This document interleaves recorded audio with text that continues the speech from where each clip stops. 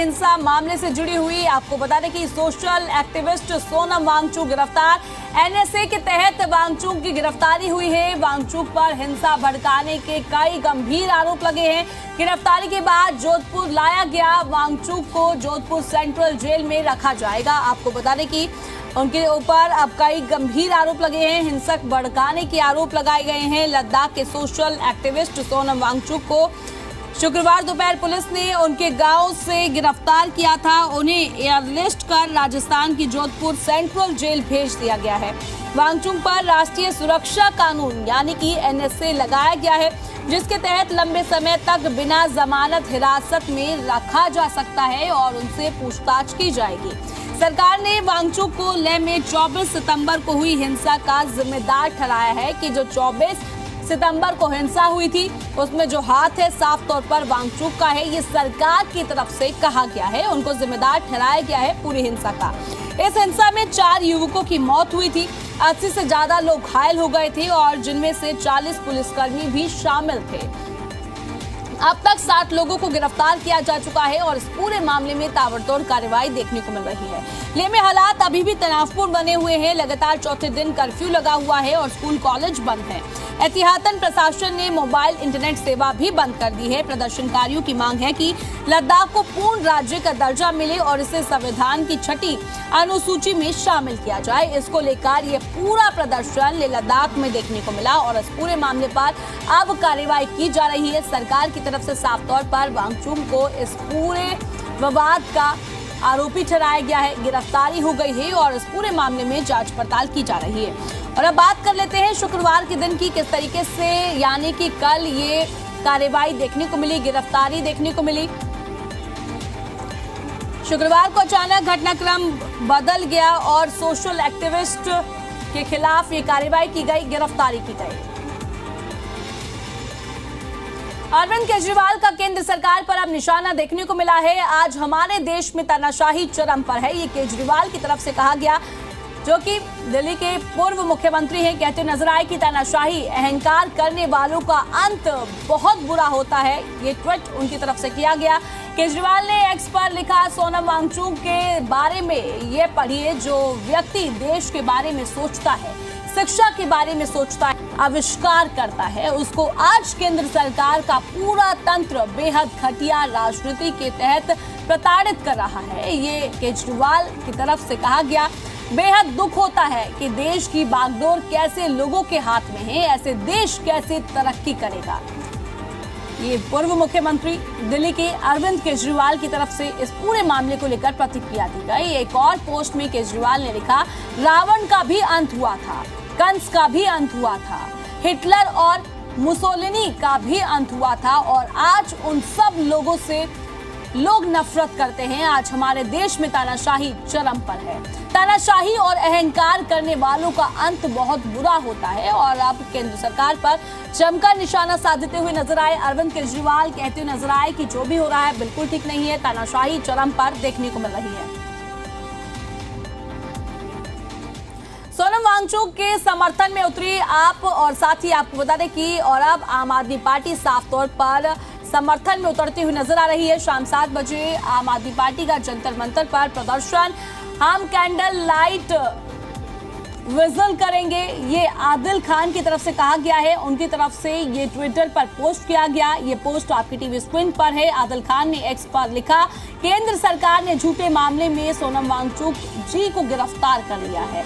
जो जननायक जिनके जीवन पर 3 इडियट्स फिल्म को करोड़ों लोगों ने सराहाया और सरकार की तानाशाही के खिलाफ आज हम कैंडल लाइट निकालेंगे। सोनम वांगचुक के समर्थन में कांग्रेस एमएलए विनेश फोगाट ने एक्स पर पोस्ट कर केंद्र सरकार पर जमकर निशाना साधा। विनेश फोगाट ने लिखा, सोनम वांगचुक ने देश से कुछ नया या गैर कानूनी नहीं मांगा है। उन्होंने वही मांग की है जो सरकार ने जनता से वादा किया था। लेकिन सवाल पूछना और अपना हक मांगना आज सरकार को गवारा नहीं है। और जो इंसान देश के लिए अवार्ड लाता है, शिक्षा में क्रांति लाता है, सीमा पर चीन के खिलाफ आवाज उठाता है, आज वही जेल भेजा जा रहा है। ये कैसी विडंबना है। अगर सोनम वांगचुक जैसे पढ़े लिखे और ईमानदार लोगों को देशद्रोही बताकर दबाया जाएगा तो समझ लीजिए असल समस्या उन लोगों में नहीं बल्कि सत्ता के अहंकार में है। हम सब सोनम वांगचुक के साथ खड़े हैं। आवाज को दबाने की हर कोशिश का जवाब और बुलंद आवाज में दिया जाएगा।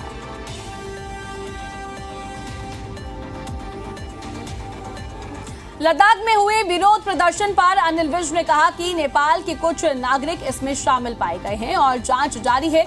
वहीं पाकिस्तान पर उन्होंने निशाना साधा। अनिल विज ने विपक्ष पर भी तंज कसा है। जमकर निशाना साधते हुए अनिल विज नजर आए और साथ ही आपको बता दें कि अनिल विज जो तंज कसते हुए नजर आए उनकी तरफ से कहा गया कुछ नेता हिंसा भड़काने की कोशिश में लगे हुए हैं जिन पर एजेंसियां नजर बनाए हुए हैं।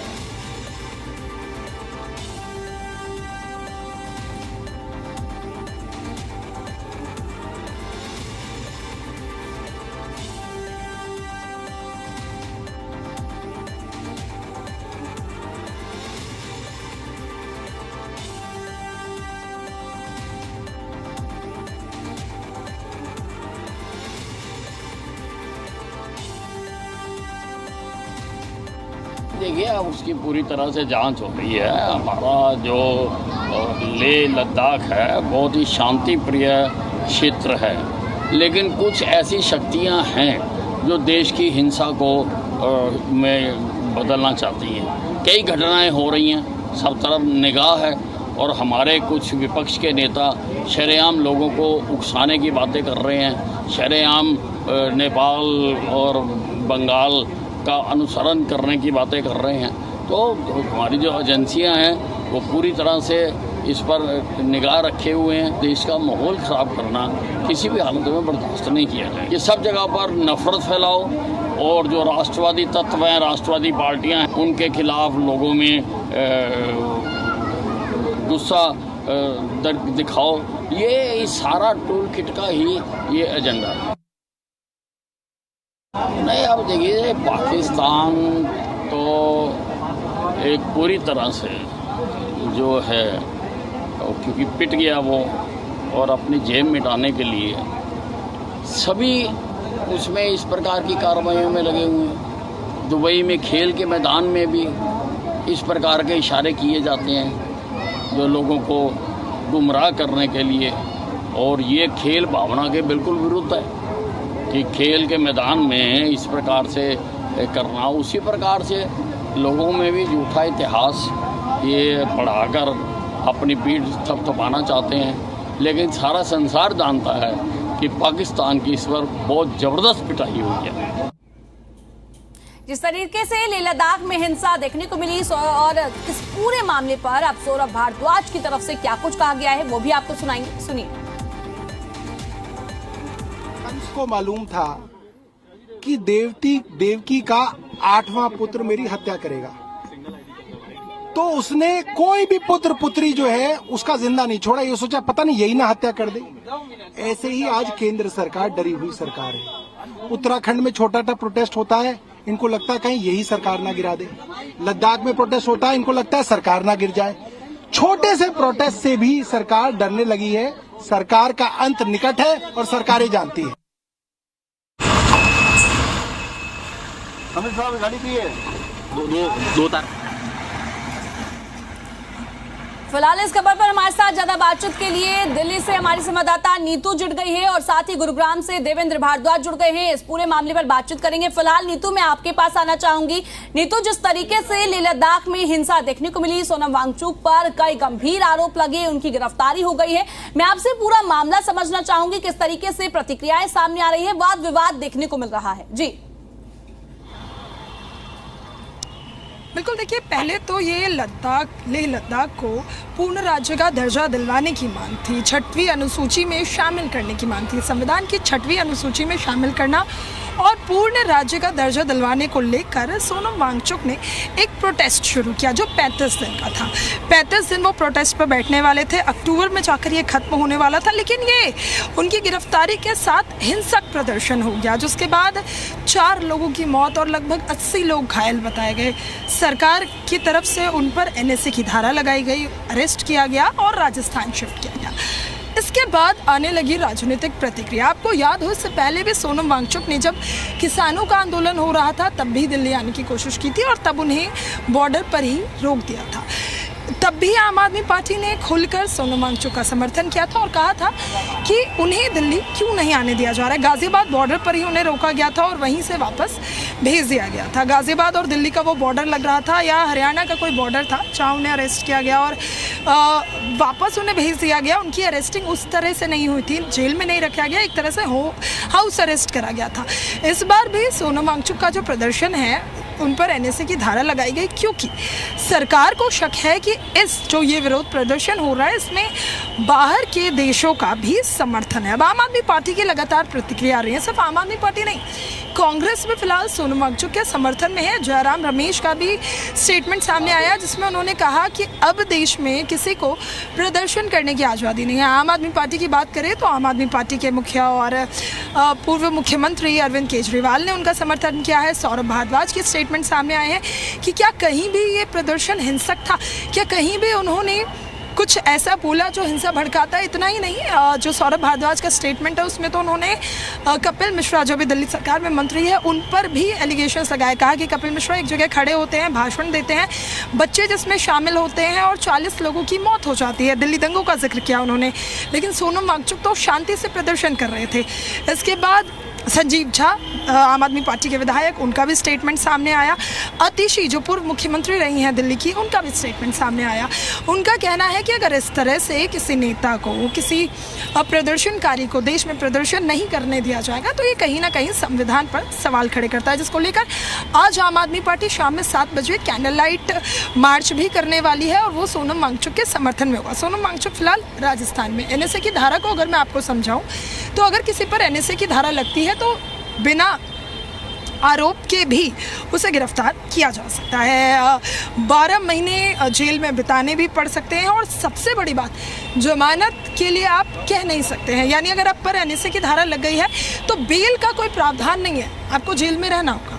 तो लगातार अभी फिलहाल इस पर भी मंथन चल रहा है। सोनम वांगचुक को जेल से बाहर लाया जाए, इसको लेकर लगातार जो उनके वकील हैं वो कोशिशें कर रहे हैं। उनकी वाइफ जो हैं उन्होंने कहा कि सरकार उन पर बेबुनियाद आरोप लगा रही है और आम आदमी पार्टी ने तो इस मामले में ये भी कह दिया कि ये वही सोनम वांगचुक है जो लेह लद्दाख के पहले समर्थन में जब थे, जब धारा 370 हटाई जा रही थी तो बीजेपी बहुत खुश थी और तब वो चीन के कट्टर विरोधी भी थे और अभी भी हैं और तब बीजेपी खुश थी। लेकिन अब जब वो बीजेपी के किए हुए वादों को याद दिला रहे हैं तो उन्हें जेल में डाला गया। देखिए, इस सोनम वांगचुक के प्रदर्शन पर आपको 2 धारा मिलेगी, एक उनके समर्थन में है और दूसरे का कहना है कि लेह में जो भी हिंसक प्रदर्शन हुए, क्योंकि थोड़ा सा अगर मैं आपको लेह का इतिहास बताऊं तो शांत रहा है हमेशा। इस तरह के हिंसक प्रदर्शन लेह में अब तक देखे नहीं गए। तो ऐसे में सोचिए 4 लोगों की मौत हो जाना। फिलहाल हमारे साथ लगातार देवेंद्र भारद्वाज भी जुड़े हुए हैं। देवेंद्र भारद्वाज, देखिए जिस तरीके से पूरा मामला अब गर्माता जा रहा है, राजनीति भी गर्म होती हुई नजर आ रही है, पर मैं आपसे इस पूरे मामले में ये जानना चाहूंगी, एनजीओ को विदेश से फंडिंग हो रही थी, तो सोनम वांगचुक की तरफ से बात आखिर क्यों नहीं रखी गई सरकार के सामने? देखिए, बिल्कुल सोनम वांगचुक की गिरफ्तारी के बाद कहीं ना कहीं ये कहा जा सकता है कि लेह लद्दाख की जो ठंडक थी वो गर्मी में अब तब्दील होती जा रही है और राजनीतिक गर्मी वहां नजर आ रही है। और यही कारण है कि लगातार जिस तरह से आरोप प्रत्यारोप की राजनीति देखने को मिल रही है, एक तरफ कांग्रेस उनके पक्ष में खड़ी नजर आ रही है तो दूसरी तरफ बीजेपी आरोप लगा रही है कि किस तरह से राष्ट्रीय सुरक्षा को ताक पर रखा गया है। और इन तमाम पहलू को मद्देनजर रखते हुए, जिस तरह से राष्ट्रीय सुरक्षा को ध्यान में रखते हुए मामला रखा गया है और इस पूरे मामले को लेकर वांगचुक की जो गिरफ्तारी हुई, लगातार जिस तरह से प्रदर्शन चल रहा था और अब जिस तरह के आरोप लगे हैं कि वांगचुक के कुछ बयानों ने इस पूरे शांतिपूर्ण प्रदर्शन को हिंसक प्रदर्शन में तब्दील किया और जिससे जो लेह लद्दाख की शांति थी वो भंग हुई। और इसके अलावा अलग अलग देशों से, चाहे वो नेपाल हो, वहां से भी इसमें इन्वॉल्वमेंट नजर आ रही है। इन तमाम पहलुओं को लेकर भी जांच आगे बढ़ रही है और फिलहाल जिस तरह से वांगचुक वांगचुक की जो मांग थी, उनका ये कहना था कि पूर्ण राज्य का दर्जा लेह लद्दाख को मिलना चाहिए। लेकिन फिलहाल जिस तरह से प्रदर्शन, जो कि 35 दिन का ये प्रदर्शन रखा गया था, लेकिन इस दौरान जो ये हिंसक घटना हुई जिसमें 4 लोगों की मौत हो गई, उसके बाद कहीं ना कहीं पूरा लेह लद्दाख गरमाया हुआ है और राजनीतिक तौर पर आरोप प्रत्यारोप देखने को मिल रहे हैं। दूसरी एक तरफ कांग्रेस लगातार सोनम वांगचुक के समर्थन में खड़ी हुई नजर आ रही है, बीजेपी पे आरोप लगा रही है कि किस तरह से यदि उन्होंने इस मांग को उठाया, उन्होंने प्रदर्शन किया, तो उन्हें इस तरह से ट्रीट किया जा रहा है। इन तमाम पहलुओं के बीच ये कहा जा सकता है कि फिलहाल लेह लद्दाख में जिस तरह के हालात बने हुए हैं, उन हालातों के बीच अब राजनीतिक सरगर्मियां भी देखने को मिल रही हैं। एक तरफ कांग्रेस और आम आदमी पार्टी बीजेपी पर लगातार आरोप लगा रही है, तो दूसरी तरफ बीजेपी की तरफ से साफ कहना है कि किस तरह से लेह लद्दाख को लेकर लगातार जो काम किए हैं, लगातार जिस तरह से बीजेपी ने वहां विकास कार्यों की गति दी है, उसको दरकिनार किया जा रहा है। फिलहाल सोनम वांगचुक लगातार जिस तरह का प्रदर्शन कर रहे थे, उस प्रदर्शन के दौरान जो हिंसक घटना हुई, उस हिंसक घटना के बाद अब कहीं ना कहीं राष्ट्रीय सुरक्षा को लेकर जो मामला दर्ज किया गया, तो उसके बाद अब जो राजनीतिक पार्टियां हैं वो इस पूरे मामले में कूदती हुई नजर आ रही हैं। जी बिल्कुल, आपने सही कहा। जिस तरीके से लगातार ये पूरा मामला गरमाता जा रहा है, प्रदर्शन देखने को मिल रहा है, वहीं एक तरफ हम बात करें, विपक्ष एक हो चुका है। बात आम आदमी पार्टी की जाए, कांग्रेस पार्टी की जाए, सभी जो है सोनम वांगचुक के समर्थन में आते हुए नजर आ रहे हैं। सोनम भारद्वाज की तरफ से साफ तौर पर कहा गया, जो ये प्रदर्शन देखने को मिला, लेह लद्दाख में हिंसा देखने को मिली, इस पूरी हिंसा में कहां पर सोनम वांगचुक नजर आ रहे हैं, जरा आप वीडियो दिखा दिए। भारतीय जनता पार्टी पर जमकर निशाना साधते हुए नजर आए। वहीं भारतीय जनता पार्टी की बात करें, उनकी तरफ से एनएसए लगाया गया। ये जो एनएसए लगाया गया है, ये कितना सही है? जी देखिए, यहाँ सबसे महत्वपूर्ण बात ये हो जाती है, क्योंकि जब नेपाल के जिस तरह की अभी जो चीजें निकल कर आ रही हैं बीजेपी की तरफ से, या यूं कहें कि प्रशासन की तरफ से, जो कहा गया कि जिस तरह से राष्ट्रीय सुरक्षा को एक बड़ा खतरा है और दूसरे देश के लोग इसमें इस पूरे हिंसक घटना में कहीं ना कहीं उनकी इन्वॉल्वमेंट हो सकती है, फंडिंग हो सकती है, तो इसको भी ध्यान में रखा गया और यही कारण है कि एनएसए लगाया गया। उसके बाद सोनम वांगचुक की गिरफ्तारी हुई और इस पूरे मामले को लेकर फिलहाल जिस तरह से तफ्तीश आगे बढ़ रही है, और दूसरी तरफ अब राजनीतिक रूप ये पूरा के पूरा हिंसक घटना अब ले चुकी है। एक तरफ जहां कांग्रेस हो, आम आदमी पार्टी हो, तमाम राजनीतिक पार्टियां बीजेपी पर आरोप लगा रही हैं कि ये पहला मामला नहीं है कि जब कोई इस तरह से इस पूरे मामले को लेकर या पूर्ण राज्य के दर्जे को लेकर जब इस तरह से प्रदर्शन कर रहे हैं, अन्य बातों को लेकर भी प्रदर्शन होते रहे, लेकिन जब इस तरह के प्रदर्शन हुए तो बीजेपी ने कहीं ना कहीं उन प्रदर्शनों को कुचलने की कोशिश की। ये विपक्ष लगातार आरोप लगा रहा है, लेकिन दूसरी तरफ बीजेपी की तरफ से ये कहा जा रहा है कि जो चाहे कांग्रेस पार्टी हो, चाहे दूसरी अन्य पार्टियां हो, वो आरोप लगा रही हैं, लेकिन धरातल पर क्या काम हुआ है वो नहीं देख रहे हैं, देश की सुरक्षा को लेकर कितना खतरा है वो नहीं देख रहे हैं। तो ये तमाम ऐसी बातें हैं कि अब आरोप प्रत्यारोप की देवेंद्र और नीतू, आपने तमाम जानकारी दी, उसके लिए बहुत बहुत शुक्रिया। फिलहाल हमारे साथ इस पूरे मामले पर ज्यादा बातचीत के लिए भारतीय जनता पार्टी से प्रवक्ता शुभेंदु शेखर जी जुड़ गए हैं और साथ ही कांग्रेस पार्टी से आदेश भारद्वाज जुड़ गए हैं। सबसे पहले तो आप दोनों का दिल्ली एनसीआर हरियाणा पर बहुत बहुत स्वागत है। सबसे पहले मैं जानना जाऊंगी शुभेंदु शेखर जी आपके पास, देखिए जिस तरीके से ये लेह लद्दाख में प्रदर्शन देखने को मिला, हिंसा देखने को मिली, इस पूरे मामले पर सरकार की तरफ से कार्रवाई की गई, वहीं मैं आपका ओपिनियन जानना चाहूंगी, आपका ओपिनियन इस पूरे मामले में क्या है? सरकार की तरफ से कार्रवाई की गई है, वहीं विपक्ष अब एक तरफ एक होता हुआ नजर आ रहा है। देखिए, विपक्ष की ये मानसिक विकलांगता की स्थिति है। जब वो वोट के माध्यम से जीत नहीं सकते और तब उन्होंने एक दूसरा रास्ता निकाला है कि जिस तरीके से श्रीलंका, बांग्लादेश और नेपाल के अंदर आंदोलन हुए, उनको लगता है कि इस तरीके के आंदोलन करके भारत के अंदर भारत को डिस्टर्ब किया जाए। और इसी मंशा के कारण आपने देखा कि लेह लद्दाख में जिस व्यक्ति के ऊपर जो इसको इस मूवमेंट को आगे बढ़ा रहा है, उसके कल अकाउंट चेक किए गए और जिन जिन फॉरेन कंट्री से जिन जिन अकाउंट से पैसा आया वो बहुत रहस्यात्मक है, उसकी वो डिटेल नहीं दे पा रहे हैं। तो फेरा का उनके ऊपर एक बहुत बड़ा इल्जाम लगा है और हमको लगता है कि बहुत बार मोदी का विरोध करते करते ये लोग, विपक्ष के लोग, देश का विरोध करने लगे हैं।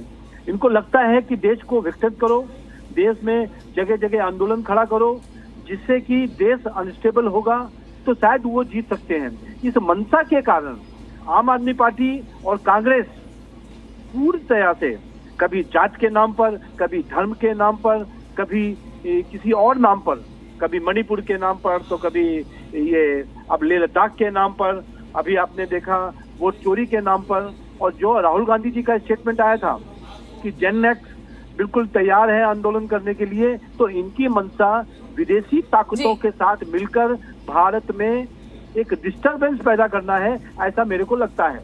जी शुभेंदु जी देखिए, इसके अतिरिक्त और मैं कहना चाहूंगा एक बात कि जो व्यक्ति भी कानूनी चीजों को, किसी को कोई भी आंदोलन करना है तो शांतिप्रिय आंदोलन होना चाहिए, और शांतिप्रिय आंदोलन अशांति में बदल जाएगा तो उसके ऊपर एक्शन होगा, और वो एक्शन हो रहा है। कांग्रेस और विपक्ष को इस तरीके के अशांतिपूर्ण आंदोलन को सहयोग नहीं करना चाहिए, ऐसा मेरा विचार है, क्योंकि यदि वो अशांतिपूर्ण आंदोलन को फेवर करेंगे तो देश के विघटनकारी लोग कहलाएंगे। शुभेंदु जी देखिए, विपक्ष की तरफ से साफ तौर पर ये कहा जा रहा है जो लेह लद्दाख में प्रदर्शन हुआ उसमें कहां पर सोनम वांगचुक नजर आ रहे हैं जो उन पर कार्रवाई की गई। अरे देखिए ना, इस पूरे आंदोलन को खड़ा करना, उसको फाइनेंस करना, कांग्रेस का एक वहां के नेताओं का वहां पे उनको इंस्टिगेट करना, ये सब आपने मीडिया में देखा है। हम लगातार बता रहे हैं कि कांग्रेस भारत को अनस्टेबल करना चाहता है। कांग्रेस चाहता ही नहीं है कि भारत विकास के पथ में आगे जाए, इसलिए जगह जगह इस तरीके के आंदोलन वो करवाना चाहता है। ये कांग्रेस की जो पृष्ठभूमि रही है पिछले 5, 7, 6, 7 सालों में, जहां जहां आंदोलन होता है वहां राहुल गांधी जी दिखाई देते हैं। मेरा मानना है कि उनको एनएसए में डालकर उनके साथ जो पूछताछ की जा रही है वो बिल्कुल ठीक है। उन्होंने जिन लोगों से पैसा लिया है, जो विदेशी कंपनियां हैं जो इस तरीके से देश विदेश को अनस्टेबल करती हैं, उनके डेवलपमेंट को रोकती हैं, उनसे उनको पैसा आया है, इसलिए उनको एनएसए लगाया गया। ठीक है, हमारे साथ लगातार कांग्रेस पार्टी से प्रवक्ता आदेश भारद्वाज जी भी जुड़े हुए हैं, उनसे प्रतिक्रिया ले लेते हैं इस पूरे मामले में। आदेश जी देखिए, आपकी क्या प्रतिक्रिया है जिस तरीके से ये लेह लद्दाख में प्रदर्शन देखने को मिला और भारतीय जनता पार्टी की तरफ से आप पर सीधे तौर पर आरोप लगाया जा रहा है। आपने फिलहाल सुना भी होगा, शुभेंदु शेखर की तरफ से साफ तौर पर कहा कि जो है आपकी तरफ से इन प्रदर्शनों को बढ़ावा दिया जाता है, विकास को रोका जाता है। जी देखिए, वास्तविकता सारे देश के सामने है कि मोदी साहब कहीं भी लोगों की जन भावनाओं का सम्मान नहीं करते और अपनी हुई कई बातों से विफर जाते हैं।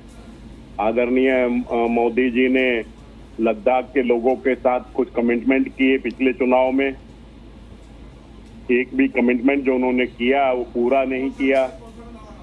ये शांति प्रिय लोग हैं, हमारे देश के सच में अगर कहूं तो सैनिक की तरह काम करते हैं।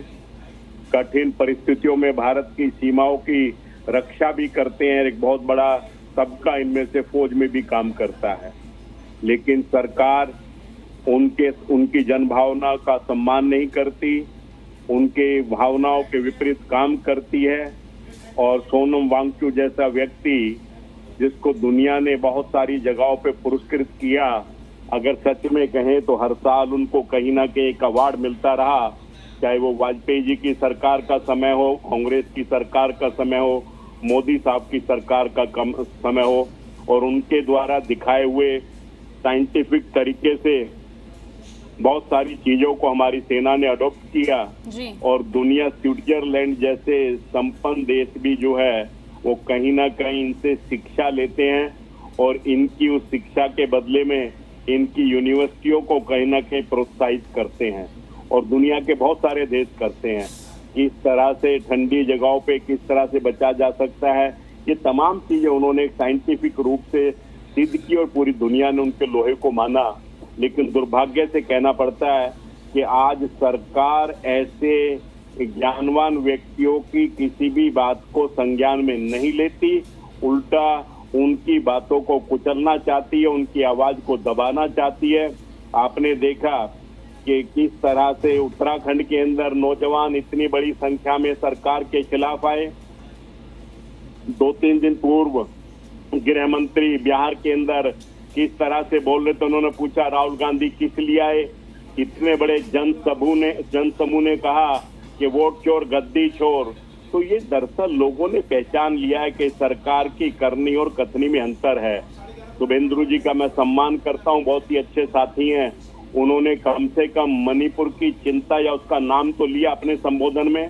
सच्चाई है कि प्रधानमंत्री जी, सरकार का कोई व्यक्ति मणिपुर का मैं नहीं बोलता। तो इन चीजों को इग्नोर कर देने से, इनकी अनदेखी कर देने से, इनकी आवाज ना सुनने से कहीं ना कहीं लोगों में रोष बढ़ता है। चाहे वो नौजवान हो, चाहे वो 4-4 साल की नौकरी अग्निवीर हो, इन तमाम चीजों का देश के नौजवानों के अंदर एक बहुत बड़ा रोष है। वो अग्निवीर में भी नजर आया, वो उत्तराखंड में भी नजर आया, वो इलाहाबाद और बनारस में भी नजर आया, और वो आदरणीय अमित शाह जी की अभी रैली थी उसके अंदर बिहार में भी नजर आया। तो ये जो अंतर है, इस अंतर को आज से पहले जो भी सरकारें थी वो इन देश के लोगों को, चाहे वो सोनम बागचुकी हो, चाहे देश के किसान हो, चाहे देश के नौजवान हो, इनको अपना आंख कान नाक मानती थी और इनकी बातों पे संज्ञान लेती थी। ठीक है शुभेंदु जी और आदेश जी, आप हमारे साथ जुड़े उसके लिए बहुत बहुत शुक्रिया। आपने अपनी ये बात रखी और उसके लिए बहुत बहुत शुक्रिया।